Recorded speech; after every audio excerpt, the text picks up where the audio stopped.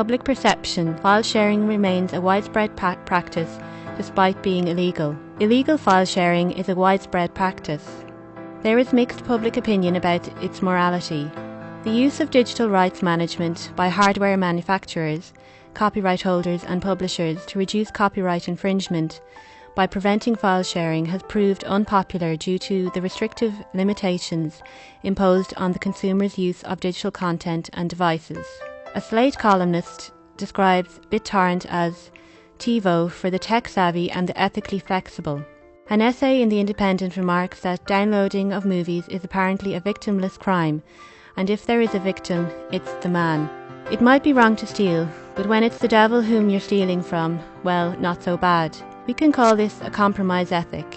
Many of those using BitTorrent might prefer to access television content legitimately, but they see no better alternative right now than file sharing. They might even judge the media industries as unethical for using DRM, for charging too much, or for impeding the synchronization of global distribution. They might see their own questionable ethics in a favourable light when compared with the media industries. No, not really. Yes, I do. Yes. No, I don't really. I don't know how. Yeah. Yes, sometimes, but I'm trying not to do that anymore.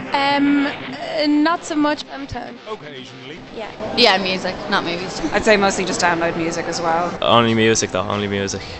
Just the music, yeah. Music, movies, everything. Movies. Download TV shows from America and share music. In my dad's work, they share. Music, I download it from LimeWire for my iPod. I'd download music, but then I'd watch films online. I wouldn't download them.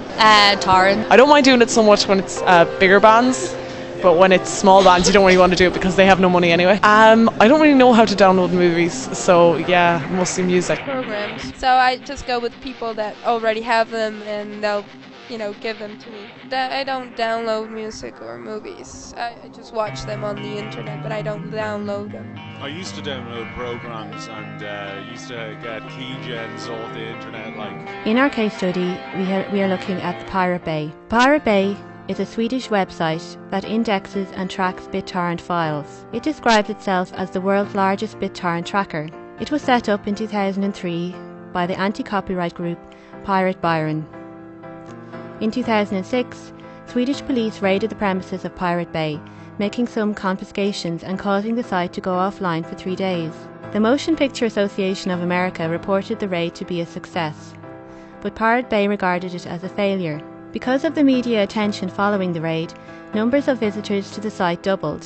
One of the confiscated servers is now exhibited in the Swedish Museum of Science and Technology for having great symbolic value as a big problem or a big opportunity. Pirate Bay has been involved in a number of lawsuits. In April 2009, in a joint criminal and civic prosecution, Peter Sund, Fredrik Neith, Gottfrid Svartholm and Carl Lundström were charged for assistance to copyright infringement. The prosecutor claimed the four worked together to administer, host and develop the site and thereby facilitated other people's breach of copyright law.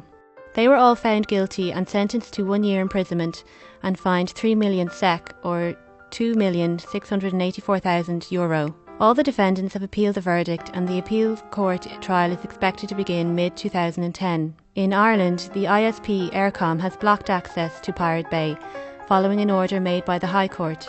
Eircom are required to block or otherwise disable access by its subscribers to the Pirate Bay website, its related domain names, IP addresses and URLs. This follows the action taken by EMI, Sony, Universal Music Group and Warner Music Group. In addition to this, Eircom and the four labels are working on alternative downloading facilities. The following is taken from this website, thepiratebay.org/browse.